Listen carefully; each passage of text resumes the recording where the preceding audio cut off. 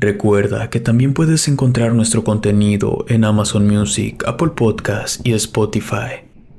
Te dejo los enlaces en la descripción y comentarios. Sin más, comenzamos. En medio de la nada. A lo largo de mi vida he escuchado leyendas, cuentos y relatos de horror. No puedo ocultar mi fascinación por este tema, y siendo honesto, uno jamás piensa que las vivirá a carne viva, y cuando nos pasan, he ahí lo interesante. Cada quien tiene su propia versión, y esto se vuelve una historia más de muchas que se pueden contar. Lo que nos pasó unos primos a mí cerca del año 2015 fue algo que vivimos juntos, pero cuando nos volvemos a encontrar cada año y escucho la versión de cada primo, la historia cambia. Solo son detalles que se agregan, que se olvidaron con el paso de los años, pero ante todo esto quisiera compartirles mi versión de la historia. 2015. Para ese año yo tenía alrededor de 15 años. Recién acabábamos de graduarnos de la preparatoria y mis padres querían conmemorar tal fecha saliendo de viaje. Y siempre el destino era el mismo, la casa de los abuelos en el Sabino, Guanajuato. Ciertamente no me parecía una mala idea tener que ir a ver a la familia, pero lo que a mí me hubiera gustado era realizar un viaje a otro lugar. Esto con el fin de que realmente sea algo memorable o que nunca olvidaría en mi vida. Llegamos a mediodía a la casa de los abuelos. Varios primos ya se encontraban allí. Con la mayoría de ellos tenía en común que también se habían graduado o salido de vacaciones. Uno de mis primos mayores, a quien llamaré Paco, tuvo la idea de que viajáramos hacia el municipio de Guanajuato, pues se acercaban las fiestas del Festival de Cervantino y querían ir a visitar el lugar. Pero no estábamos tan cerca. Eran aproximadamente 2 horas de recorrido desde el Sabino hasta Guanajuato. Sin embargo, logramos convencer a todos los tíos para que nos dejaran ir.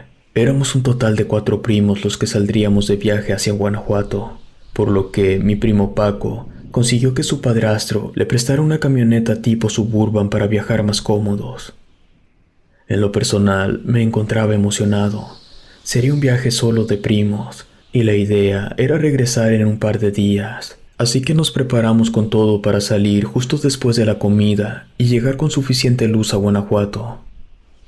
Fue de este modo que al cabo de las 2 en punto salimos en camino. Quedamos en avisar a la familia en cuanto llegáramos, pero a decir verdad, fue lo primero que olvidamos, nada más tocamos la carretera.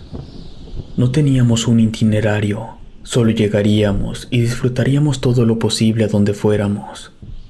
Para mí sería una experiencia única, pero a todo esto pasó algo que no nos percatamos, y es que a pesar de la habilidad que mi primo Paco tenía en carretera y el copiloto, quien era su hermano, nos perdimos y no pudimos dar con la ruta correcta.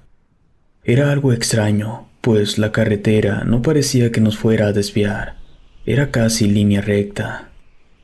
Sí llegamos a parar un par de ocasiones y nos desviamos un poco para ir al baño o buscar comida, pero nos incorporábamos nuevamente al camino. Ya habían pasado más de 3 horas desde que salimos del Sabino y no dábamos con Guanajuato. Mi primo Ricardo sacó el celular con GPS, pero desafortunadamente no daba señal. Tuvimos que parar un rato para estirar brazos y piernas, mientras que entre los primos mayores estudiaban el mapa para identificar de qué manera nos habíamos desviado. Uno de mis primos con el que yo me llevaba muy bien, quien se llamaba Fernando, sugirió que nos regresáramos y mejor saliéramos más temprano al día siguiente. Pero llevábamos 3 horas de recorrido y Paco no quería regresar. Además, nos comentó que no nos preocupáramos, llegaríamos a algún pueblo y pediríamos indicaciones. Sin embargo, creo que la sugerencia de Fernando había sido buena, pues de haberlo escuchado nos hubiéramos evitado perdernos aún más en la penumbra de la noche. El mapa ya lo habían dejado de lado. Era absurdo revisarlo cuando no teníamos ninguna idea de dónde estábamos, Y peor aún, los celulares estaban muertos. No había señal alguna que nos pudiera ayudar. Por fin, en medio de la nada, comenzamos a ver casas a un costado de la carretera.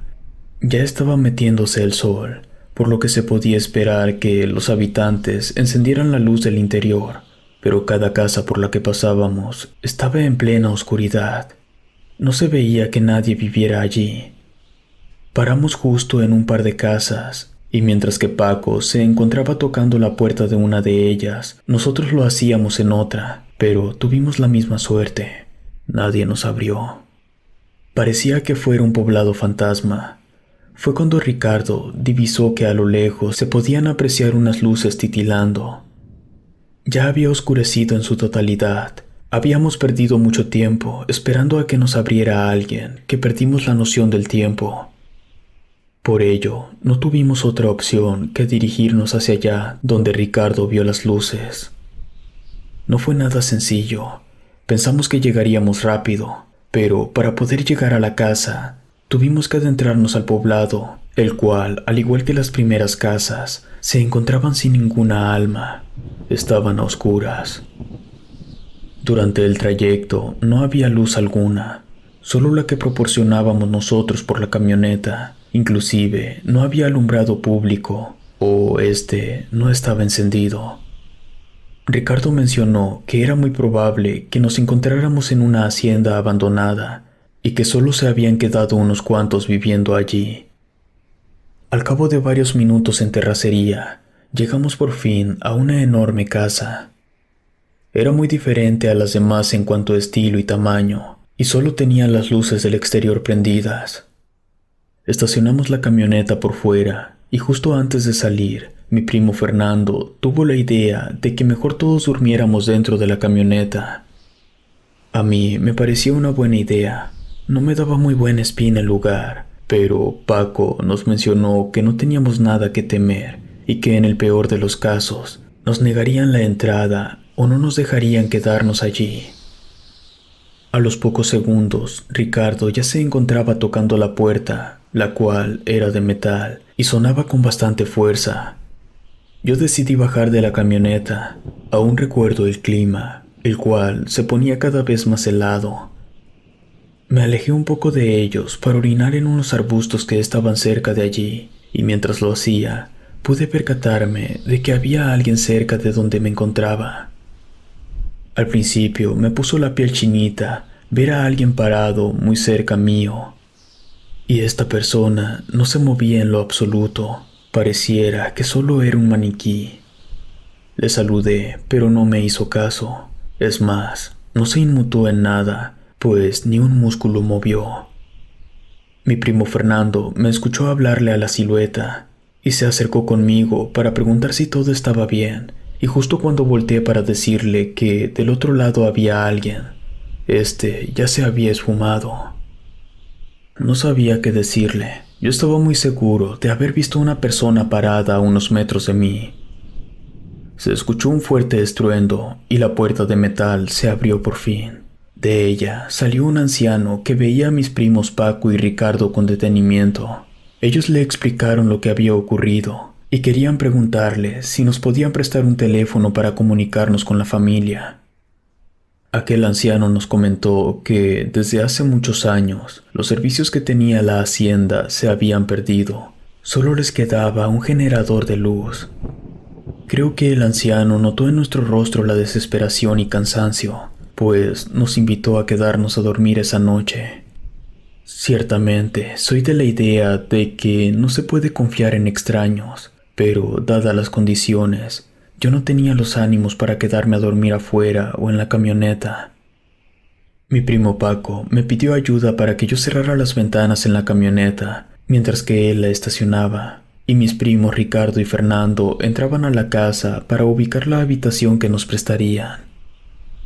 Por dentro, la casa no se podía distinguir del todo. No había luces encendidas. El anciano solo caminaba por delante de nosotros con una vela muy parecida a un cirio, pero más pequeña. Nos pidió que lo siguiéramos al segundo piso, y justo antes de subir pude ver a más gente en el jardín de la casa. Allí se encontraba una niña en un columpio en plena oscuridad, y detrás de ella pude alcanzar a ver a dos niños quienes corrían uno detrás del otro. No alcancé a ver a nadie más. Mis primos ya se habían subido y no quería quedarme solo en la planta de abajo. El anciano nos mostró una habitación, la cual era bastante grande, y el ventanal daba justo a la entrada por donde habíamos ingresado. Se podía ver la camioneta allí afuera. Nos prestó un par de veladoras, para luego otorgarnos cobertores a cada uno. Me pareció un gesto muy amable de su parte, pues no cualquiera hubiera confiado en 4 desconocidos. Sin embargo, el prestarnos la habitación venía con una advertencia. Por nada del mundo y por ningún motivo, sea cual sea el ruido que escuchemos o que nos llamen a la puerta, no teníamos que abrir. Nos prestaría la habitación con el fin de no salir de ella. Yo sentía alivio, pues recién había orinado y no tenía necesidad de ir. Más aún, no sabía la condición de mis primos. El anciano se retiró para dejarnos a solas. Cuando nos encontrábamos todos acostados para romper el hielo, el primo Paco comentó que era un lugar muy tétrico, pues le parecía complicado que vivieran así a oscuras. Ricardo comentó que le parecía más raro que no hubiera nadie más en la casa, a lo que yo le comenté que no era así, pues yo había alcanzado a ver 3 niños en el jardín. Ricardo me alegó que era imposible, pues mientras subíamos las escaleras, él no quitó la mirada del columpio, pues veía que éste se mecía con el viento. Y cuando estuve a punto de mencionarle a la niña, una serie de risas provenientes del pasillo se escucharon. Eran risas de niños. Le dije que allí estaba la prueba y que si quería podíamos abrir la puerta para que los viera correr. Pero fue Fernando quien nos recordó las advertencias del anciano de que no abriéramos para nada, así que decidimos dejarlo. No era muy tarde. Recuerdo que apenas eran las 11 de la noche. Aquellos niños aún se escuchaban jugar en el pasillo y no nos dejaban conciliar el sueño. La batería de mi celular estaba ya por agotarse. Tenía la intención de comunicarme con mis padres más tarde. Fue cuando Paco, ya cansado, se levantó mientras escuchaba las risas de los niños. Nos comentó que les metería un buen susto para que se fueran a dormir. Fernando le recordó que no abriera la puerta, pero Paco le dijo que no temiera de nada, pues no pretendía abrirla. Y mientras los niños reían y corrían en el pasillo, mi primo golpeó fuertemente la puerta diciéndoles que se callaran. Acto seguido, quedó todo en silencio. Paco, contento con lo que había logrado, se regresó a la cama y al acostarse nos golpearon la puerta con mucha fuerza. Paco se sobresaltó, pues después de ello escuchó las risas de los niños. Se dirigió a la puerta y la abrió de golpe para encontrarse con nada. No había nadie. Cerró la puerta de la habitación y le preguntamos si había visto algo, y nos confirmó que no había nada. Ricardo le comentó que mejor lo dejara así, pues esto ya se estaba saliendo de control. Ya pasada la medianoche, nadie decía nada. Yo estaba buscando señal en diferentes posiciones de la cama, pero no tuve éxito. Y en ese momento se empezaron a escuchar una serie de murmullos que provenían del pasillo. Mi cama era la más cercana a este, así que me levanté para escuchar con más detenimiento. Y aquellos murmullos se convirtieron en lamentos de una mujer. Eran bastante desgarradores. Por alguna razón no podía mover las piernas, pues era tanto mi pánico que mis extremidades no reaccionaban. Y a los pocos segundos alguien tocó mi hombro. Me di la vuelta como pude y vi que se trataba de Paco. Me pedía guardar silencio para escuchar también los lamentos de aquella mujer. Podía escucharse que alguien pasaba frente a la puerta y lloraba. Esa mujer preguntaba por sus hijos, y pensando que nosotros los tuviéramos dentro del cuarto, Paco le respondió que ahí no estaban sus hijos. Apenas pude reconocer su voz, pues se escuchaba que hablaba con mucho pavor. Los demás se despertaron y preguntaron qué era lo que pasaba, a lo que Paco les comentó que alguien preguntaba por sus hijos, y en ese instante se escucharon las risas de los niños, pero ahora dentro de nuestra habitación.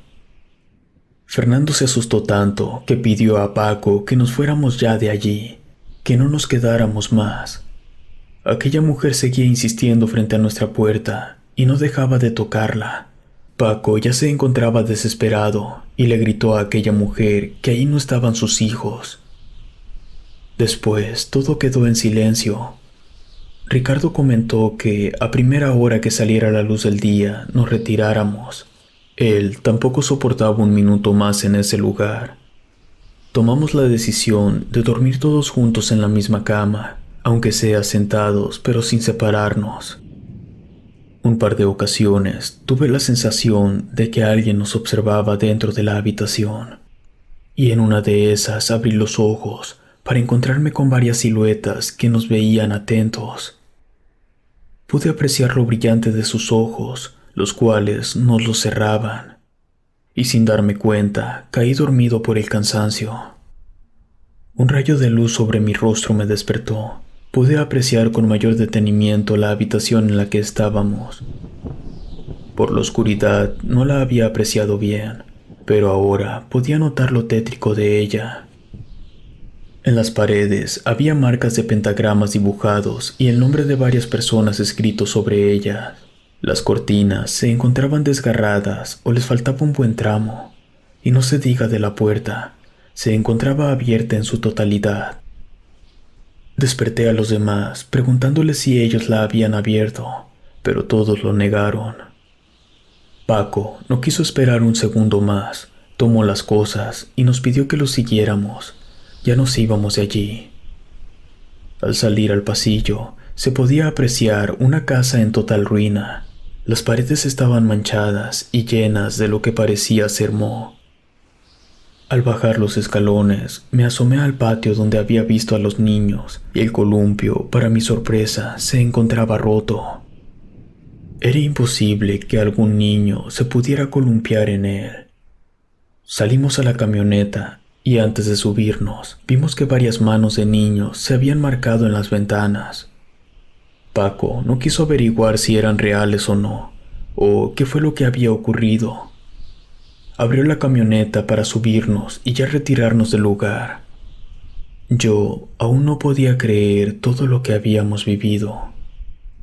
Quisiera decirles que es todo, pero no fue así. Mientras salíamos de esa hacienda, las casas que habíamos visto antes de llegar se encontraban en total abandono. En plena oscuridad no se veía nada, pero aquellas casas eran más terroríficas con luz de día que en la noche. Salimos hacia la carretera y decidimos tomar el camino de vuelta al Sabino. A los pocos minutos, la señal volvió al teléfono y los mensajes no se hicieron esperar. Decidimos no responder nada hasta llegar a la casa de los abuelos y contar lo que nos pasó. Hoy en día, como les comenté desde un principio, cuando tenemos la oportunidad, los mismos primos que pasamos por esa experiencia nos juntamos a cenar para recordar aquellos momentos. No sé, quizás solo sea idea mía, presiento que en aquel lugar algo extraño pasó años atrás y que aún hay almas en pena. Si te gustó esta historia, suscríbete activando la campanita para que no te pierdas lo mejor de Rede. Gracias por escucharnos. Relato escrito y adaptado por Lengua de Brujo.